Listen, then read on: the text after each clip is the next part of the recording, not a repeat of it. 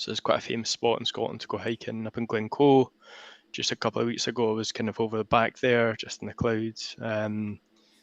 But yeah, this it's quite popular to hike in Scotland, and I'll just quickly show. So for a bit of extra context, and I'll jump into the app. Where are we at? Yes, in Scotland we have this a round of our highest peaks. Over a century ago, there's a Hugh Munro surveyed, climbed all these. They're not that tall in the grand scheme of things. We refer to them as mountains, but they're more like hills. 3,000 feet is the sort of threshold over which we classify things as Munros. So there's 282 of them. It isn't a small feat getting around them all. We end up doing like 1,000 miles, and it could be more if you have a little of a wrong turn. But essentially, it's a popular thing to go do, and to go out and do with friends. So often there's a few of us going out. Now, typically the way we'd plan this is we would, take photos of maps and send each other screenshots to try and, be like, oh, have you been to this one? Have you been to that Monroe? So I wanted to make a little app that where we could sort of collaboratively plan, and rather than be so much trial and error, we could just, we could decide straight away which hills we hadn't done on our progress towards doing a round. So the kind of base of the map is just based on I've got this dash leaflet component in here with the 282 peaks. These are based on the British and Irish hills, so a little bit of ETL on that index file, which I load in here. And you can see these have all got the Gaelic names, which I'm not a master at pronouncing all yet, but yeah, got the kind of hover tip on this component. You can sort of zoom in, so I use the dash UG grid and the cell click value just to take us into kind of various ones. So this is the sort of basic way of just using and viewing Monroe locations. The more interesting feature is there's a website, an external website that we currently use to log our progress, so each individual can log whether they've done or not a hill. Currently that website doesn't have a feature to compare progress between users. So that was the main function and the sort of business problem, if you want to call it like that I wanted to solve. It was driven by that need to more easily arrive at the list of Monroes we hadn't each done. So set up this little this app, and the actual website that we tend to log our progress on is this one called Walk Highlands. So there's all the various kind of regions and things you can do. And when it comes to the actual Monroe map, this is my one individually. So each of myself and each of my friends, we all have a map in progress. So initially for this data source, what I've done is just used Python and Beautiful Soup just to scrape and parse the HTML. Just converted these colors for the markers to Boolean, so true if someone's hiked it, false if someone hasn't. And I append that to my index file of all the Monroes in the country. So I'll just show you, to use this link. So I can just fire it in here. And what we'll do is it'll send the request, scrape that previous website, and then it'll load in my status. So what I can do is I can switch myself on here, submit it, and it'll give me my my progress is I've done 127 of the 282, still a good bit to go. 45%, I just put in a progress bar component there, and you can see that these are all the hills that I've done. So if someone asked me by name, have I been to Ancastille? Yep, and I can see where it is on the map. What we then do is start adding in, you start building this up and adding in your friends. So if I add in my friend Louis, oops, sorry, this is an error message. Yeah, so because I have conflicting inputs, I want to compare myself, but I also want to submit. I have to switch off, and then That's me rescraping, so that's me got myself and then my pal Louis in there. And this is probably where it gets a bit more interesting.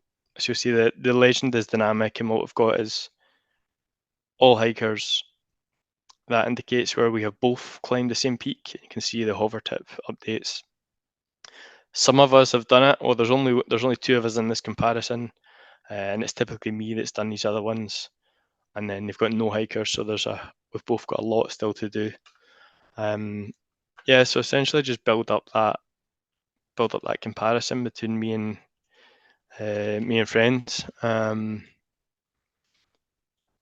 and then I capped it at 5. That was a fairly nominal figure, but see these are stacked in descending order progress bars, and again it indicates that there are 111 walks that we could go on as a 3, and we'd all be doing novel peaks.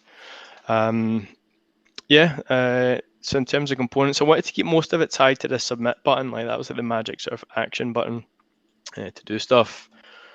It's based. I've got a little kind of regex in behind it, so if you submit a sort of dodgy link, it will say this link's invalid or it's duplicated, just to check the input.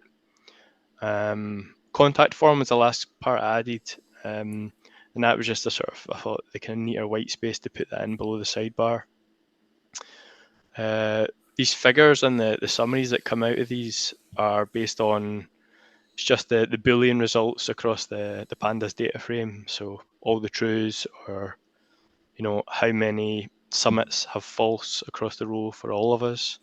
And then just finally I've got this the save up here. So I have this button disabled initially until one or more users is loaded, and that then just connects to the database. So rather than having to populate the app with the individual hiker link every single time you want to compare, I've got it set up so that all 3 of us are on this.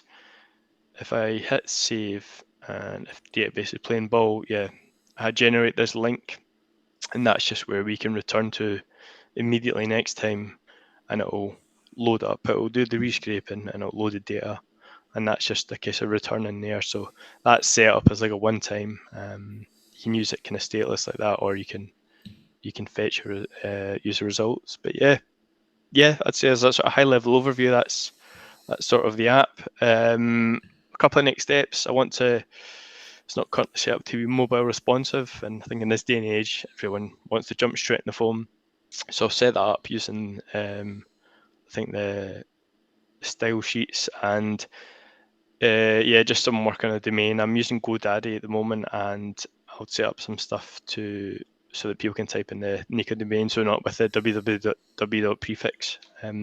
I've got a wee video demo of the app as well on my YouTube channel I've just set up as well, so there's a bit more of a kind of a bit more articulate and precise demo on that. But yeah, that's pretty much me. Don't know if anyone's any questions or anything like that. Grant, thank you for this. Amazing. Remind me, is this the data is open source or public repo, or you put it on a private repo? I haven't just yet. No, I'll need to, I think, tidy it up a bit. So it's, my GitHub repo isn't public at the moment. But once I get Cool. that sorted, I can ping you a message or whatever and let you know. What happened to Edridge? Did you guys kick him out of the French group or hiking group? No, well, actually, Lou's from London, so he's just discovering the sort of the joys of the hills or whatever. So he's got a bit of catch up to do. But myself and Stephen, the last couple of years, have been plowing Oh, through. Yeah, and a few other friends have just finished. I have a few who were friends who are now, they did finish the round a couple of months ago, oh but wow. when we're going out with them, kind of Okay. tricky finding somewhere that we haven't all been. Let me pass it to Juan. Juan, you raise your hand? You're on mute. Yeah, yeah. So this is great. I just gotta say, Grant, I'm a hiker myself. I love nature. And the only thing I have is like the San Diego, like rusty, desertic hikes down here in Southern California. I had the chance to live in Seattle for a year and a half, so I did have a chance to have more foresty, rainforesty like scenery when I was over there. So this is great. I love it. And sorry, I was kind of zoning out, but were you mentioning that essentially what you do is grab the link that has the data on the rates and the metrics on who has gone through these hikes, and basically the application takes that information and basically populates the map and the data that I was able to see in your Dash application. And if that's the case, then I suppose you have some kind of agentic system that breaks down the HTML code and analyzes that information, or what's going on behind the scenes? Yeah. So there's, I guess, two data sources essentially, two inputs. I have my index file, which is based on that directory of all the hills. I just do that separately and load it in as a CSV file. The link for the website,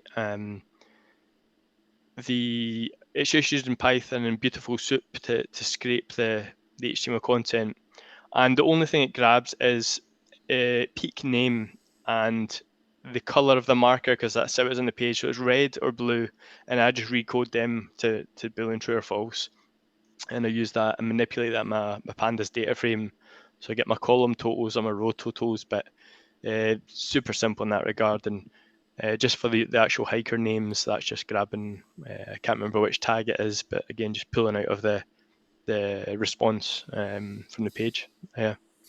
So maybe quite rudimentary in terms of some of the other analysis. I don't know, we might see that sort of ticks that box for us in terms of that simple problem, and it's a bit less trial and error than sending WhatsApps, screenshots with arrows and circles and stuff. It's a kind of one-stop shop. Yeah. Thank you, Grant. I like how you also Well, did. thank you. I like how you also did. You can save it in a database and then go back to it. That's pretty cool. Looking forward to seeing the data, the code, and sharing everybody. Thank you for that. Cool. If there's any more questions or comments to Grant, please use the chat. In order to cover all the asks presented today, I want to move on to our next presentation by Hugh. It's a research project in neuroscience that studies the waste clearance mechanism in the brain during the sleep. Hugh. Thank you, Adam. Okay. I don't think we can hear you, Hugh. Oh, how about now? Yeah, a little bit better. If you speak up or if you're close to the mic, yes. Okay, speak up. And you can see my screen? We can see the presentation, the first slide. Nice. So, hello everybody, my name is Yue, and I'm a data scientist at the University of Rochester, working on an NIH-funded neuroscience research that studies the lymphatic system, which is in charge of the waste clearance in your brain. Very roughly, what you have here is, inside the brain, the lymphatic system is roughly this, the space around artery. So that's the perivascular space. And it is the interaction of this lymphatic system and your artery, the constriction or the loosening of them that push the waste generated in your brain out through the space and to the vein and outside the body. It is important because if the waste stay in your brain, that could lead to neurodegenerative disease. So that is the big picture, and this clearance mainly happen during sleep. It does not happen as much in your wake. So sleep is important for that matter. And identifying when an animal or a person is asleep or awake, thus is important for many downstream analysis that our research team does. So my job is really to create this software that given some recording of right now we use mice, so I'll use mice as example. Given recording of mice that label when the mouse is asleep, when is it awake, or when is in REM. So right now we care about these three stages. REM is the rapid eye movement, which is known for most of your dreaming occur in RAM. And let me then show you an overview of what my app does. So right now we look at 3 signals. Other researchers record different things, such as pupil or ECOG. But right now we mainly focus on EEG, which measures the neural activity, EMG, which roughly measures the muscle activity, and norepinephrine, which is a hormone as well as a neurotransmitter. So given these 3 signals, the recording of these 3 signals, the app sort of use a deep learning model built integrated under the hood to label each second whether that mouse at this moment, given these 3 signals, is it asleep, is it awake, or is it in REM. And then so the input to my app is a math file. So that's from MATLAB. The reason for that is all the pre-processing, from these raw data and the synchronization of the 3 was done in MATLAB. So that's why the input is a math file that contains the synchronized signal, and using my app, generate the labels, and it will output the same math, but with the labels as well as the models confidence. So with that, let me transition into the interface of my model.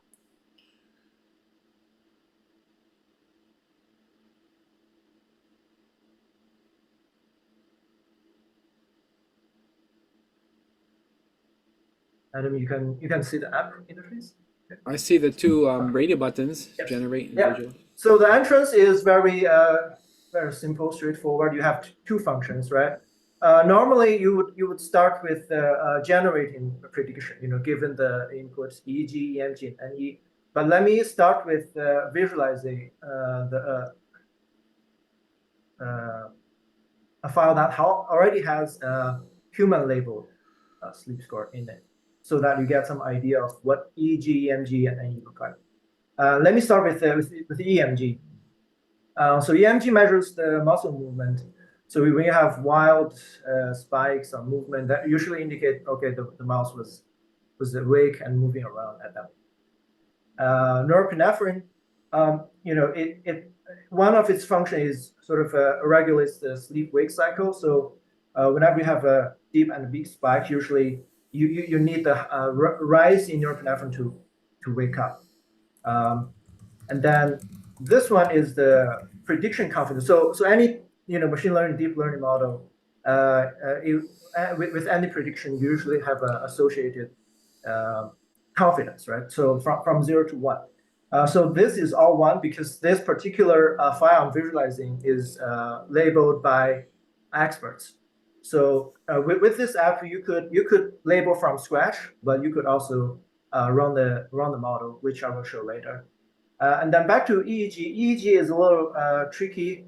If we just look at it in the time domain, sometimes it's hard to tell what's going on. So I also added a figure of spectrogram, which is a 5-second window of Fourier transform. That allows you to see it in a frequency domain and then patch it together. So usually when you are deep in sleep, your brain wave get synchronized and then slow. So that's why if you look at these, so this is sleep labeled by this sort of reddish color, and you can see here the lower frequency waves are more dominant and so on. So this is like a visualization part of the app. And you could zoom in, and EEG, EMG are both sampled at 512 hertz, meaning that each second. By the way, this particular recording is about 9,000 seconds, which is like a little less than 3 hours long. So with the duration of this long, we could easily have millions of data points. So here I used So thanks to the great Plotly community, there's a package called the Plotly Resampler that allows you to visualize very large data, many data points. So at each level, you could see that it actually resamples it. So you can keep zooming in on the second level. And next, I want to show how one of the highlights is easy labeling, right? So if you come here, you think that should be, let's say, slow wave sleep.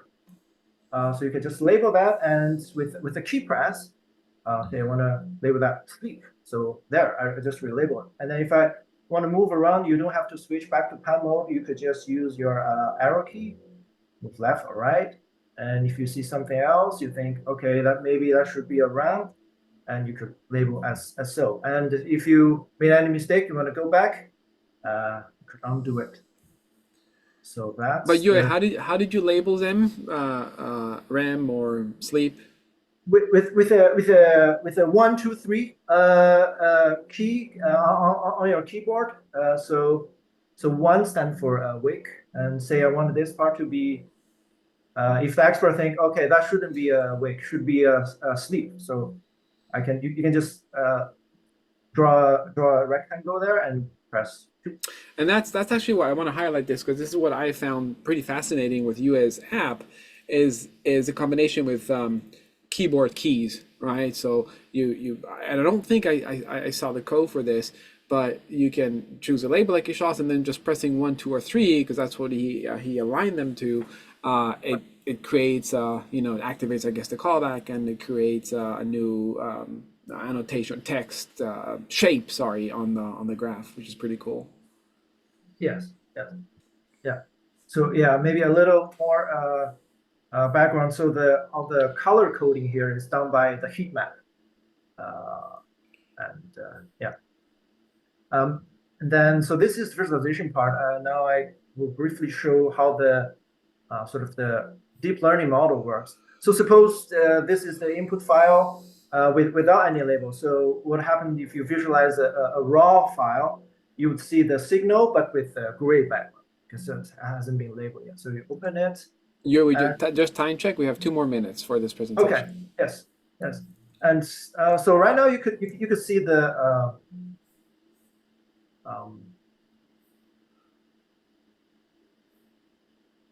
so this is in the background. That's the progress of the deep learning prediction. And there you go. This is the prediction by the deep learning model. What is it predicting?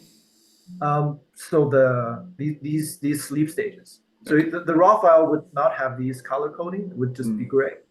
And right now here you can see the confidence. So where it is lighter, meaning that the model is less confident. So the expert could just mainly focus on those areas, check if they agree with that, and make correction if you need. And the expert, the user doesn't have to finish all this in one sitting. Anytime the user can choose to save the results and come back a later time, loading the same time. All right, so really that's cool. Thank you. Thank you. Yeah. So that's the app. So in terms of next steps, right now it's already in my 12th iteration. So user experience is pretty solid based on the feedback I gathered. But sometimes given the 3 signals, sometimes users think it's still hard to say whether the mouse is asleep or not. So they would actually see a video of the mouse. So they would like to have a video added in there.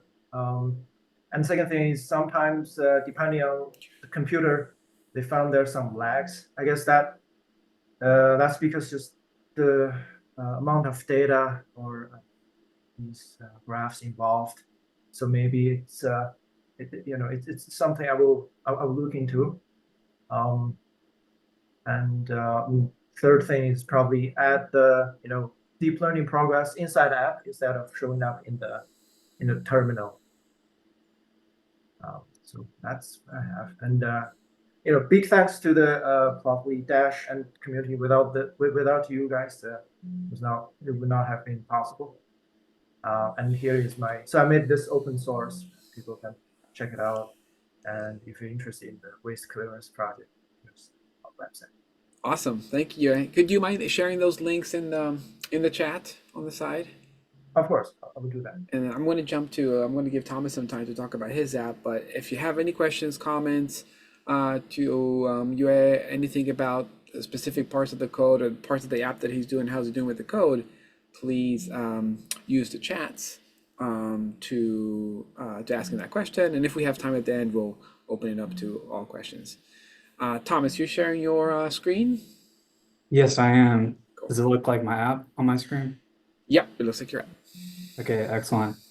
So quick introduction, Thomas Ledbetter. I'm from the United States. I'm a investment analyst and a portfolio manager. And programming and Dash is a hobby for me, but I try to integrate it with my work when I can. I heard you all mention an app about the Fed and coming up, I think, in the discussion next week. I'm actually interested in that. And then you also made a joke about DeepSeek, but we've been talking about DeepSeek a lot in my office as it has affected markets. But onto my app. So I actually took several videos of my app and sent it to Adam initially. And one thing that taught me is that I'm not good at comprehending like how much time has elapsed while I'm sharing my app. I think I took a 15-minute video and I thought it was 3 minutes until I looked at it. So not sure if I just love talking about my app or it just takes that long. But I'm going to focus actually on starting out with kind of a really high level overview of what my app is and what it does. And then just kind of seeing how far I can get, and I'd be happy to field any questions that y'all have. So that being said, I'm sharing my app right now, and it's at treeinventor.com as it's showing in Chrome. So you can visit that yourself if you want to, as I'm talking. So the origin of this app. So this app originated as a tool for a different app I was working on. Basically something that was a game. And when I was making that game app, I kind of realized like, hey, I really want to use this data structure, as a tool to visualize and help me construct this other app. And I won't go into a ton of detail about that, but that's how I started making this app. That made me look at Dash Cytoscape, which is a part of Dash that I had not looked at before. And I found it to be very interesting and effective. So going into the app itself, quick high level, what you're looking at right now and what you'll see if you use the app is you'll see the tree, but that's really the core of the app in the top right, the tree data structure. You'll see the option to switch to view at the top, which will give you a better look at it. On the left, that's what I call the control panel. That's where it says coin flip. And that'll switch depending on which button you pick. That's going to change out the control panel and let you kind of drive through the app. And then the bottom, that's the buttons. That's really what drives the app. If you change one of these, you change the control panel. And in some of these areas, you can change the tree and traverse the tree and things like that. So I'll do a quick demonstration. And one area I didn't mention is this, what I call the information panel that's below the tree. And it has some information on the node that you have selected. So the selected node is this red node, and this blue tree, you probably guessed that. You can see its label, what is like basically the title of the node, the weight this node has. So there's a weighting system. That's a big part of this app, is that there's weights within the nodes and then the edges. You can see the level you're on. This is on level 2, starting from the root. And then there's what I call custom fields that you can set in the app, and these are specific to this tree. So this is about flipping a coin. So last flip, probability of having this flip, how lucky are you? Nah, if you just flip a coin, just get tails, you're not that lucky. So what this tree does, and I'll just mention real quick, just what the data structure is. I didn't have a computer science background. I'm assuming a lot of y'all did. So y'all are familiar with like the tree data structure, graph data structure. I would describe this as like a generalized tree that has weights embedded in both the nodes and the root. One node can only, I won't go into a ton of detail on that. But there's a weight you have the option to put weights in the nodes and the edges. And I called this the little circles and nodes, edges, are these lines connecting them. It's a hierarchical structure. So you have the parent on the top, and then you have the children of that node connected to that parent. That being said, this is the coin flip tree. So this tree represents flipping a coin and stopping when you flip tails. So one way to look at that is just look at this, the first and the second level. The second level is you flip the coin. If you hit tails, you stop. Notice there's nothing attached to it. If you hit heads, you keep going, and then it's a recursive process from there. So once again, if you hit tails, you stop. So this could be an infinitely long tree, but I stopped at about 25 iterations. So again, you can select the node, and the information that's displayed is going to change depending on that node. So this one right here has a probability of 25% versus this one being at 50. So all that being said, I'm just going to jump to the traversal area. So in this traversal area, we can use the weights to do what I call a traversal. Start at the root of the tree, and then based on the weights in the tree, move through that tree. So that just simulated flipping a coin. We got tails. Do another one real quick and see if we get heads somehow. Got tails again. I'm just going to keep going until we get heads. Hopefully it doesn't take too long. There we go. Okay, so that time we got heads, but then we got tails. But you can do a single traversal, as the name implies, or you can do a multiple traversal. And you can right here, you can set how many traversals you do. So I'm going to show you an example of doing 10 multiple traversals and what happens. So this gold path is the most common path. It had the most traversals ended on this path over the course of 10 traversals. If it's purple, that means that it was traversed through. If it remained blue, that actually means that it was never hit in those traversals. So if you go down to these really unlikely parts of this tree, which are flipping heads like a million times in a row, you're not going to hit them doing 10 traversals. It's just not, unless you get lucky. But if you do 100,000 traversals, you can hit them all. So you're actually likely to flip heads like 10 times in a row if you do it 100,000 times. So I got through. Let me check how much time I have left. Like I said, it seems like I have like 5 minutes-ish. Yeah, about four or 5 more minutes. Okay. All right. So, and the rest of this app, there's a home button that's going to provide you with information of this tree, the basic information, and it's up to the author to show how much information they want that this tree represents flipping a coin. This book right here, if you click on it, it just shows you more resources on the data structure and stuff. This information is just giving information on the overall app. You have the ability to save and load these trees after you edit them. So I don't get one foot in front of the other. Let me show you how you would edit a tree real quick. Just very simple example. So that's like 10 times heads. I'm just gonna like pound heads 11 times real quick. And add this as a child. So there you go. And then to show you deleting, we're going to delete all those branches out and delete this one too. And then let's go back to save. Okay, we're going to say simple, flip, my first initial.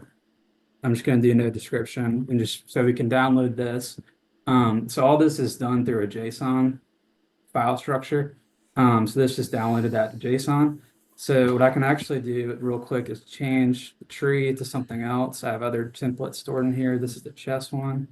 And just as proof of concept here, that tree that we just made that's unique, we can drag that and load that right there. So it has a local saving and exporting system, customization, and this can also be saved and exported. So let's say we want to make it orange colored. There we go. A really nice looking one is if you go yellow, banana, and then you go stars. And then this is just messing with Cytoscape visual effects, and then change the background. We get our stars. And then, in this middle section, this is where you can edit everything. I'm not going to spend a bunch of time in here, but you can manually edit the weights and manually set the custom fields. I'll just show you one of my trees that I like. Really quick here. Let's see. I'm here at my work laptop. Might have to do refresh. So every time you start the app, it should start on one of these trees randomly. So I'm a huge Game of Thrones slash A Song of Ice and Fire series fan. So I made a tree that has, um, if you're not into that, by the way, you'll just have to put that together. But we've got the king of the seven kingdoms right here. At this point in time, it's Robert Baratheon. Then you have the lords paramount, and then you have the lords that basically report to him. So you click on, like any given lord. Let's go over to like Wyman Manderley.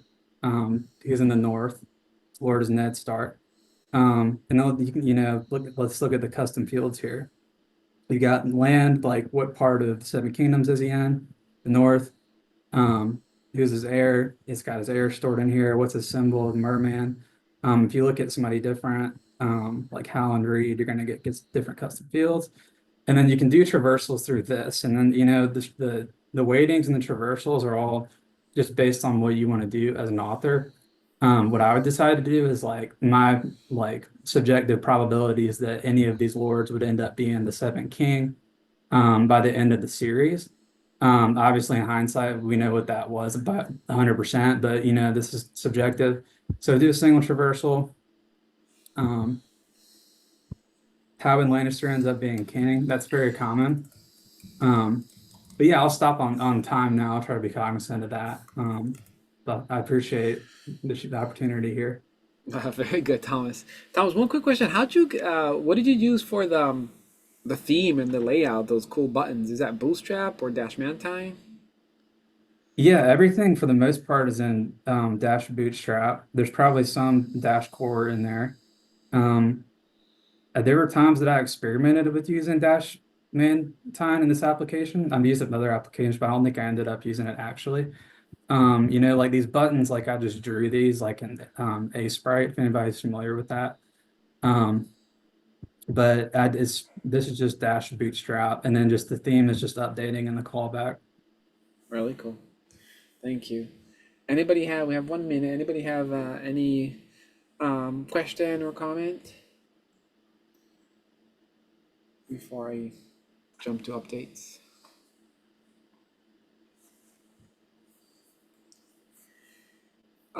Thomas, do you mind sharing? Well, all three of you, Thomas, you, Grant, do you mind sharing in the chat your either LinkedIn profile or even better the forum forum profile, a link to your forum if people want to contact you, they could do so by using that link. Really cool use of graph structures, Kathy said, Thomas.